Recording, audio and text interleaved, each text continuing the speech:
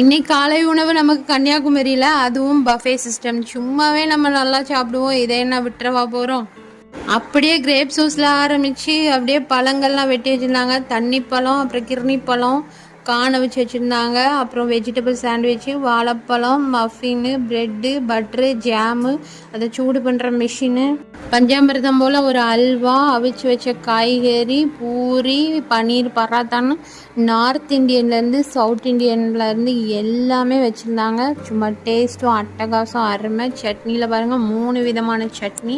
உளுந்த வடை பூரா காலி நாங்கள் போகும்போது. செட் தோசை, அதுக்கப்புறம் அவிச்சு வச்ச இட்லி, சிக்கன் கட்லெட்டு, பேன் கேக்கு எல்லாம் இருந்தது. ஃபைனல் டச்சாக நமக்கு காஃபி, டீ, பால், சாக்கோஸ், ஃப்ளேக்ஸு எல்லாமே இருந்தது.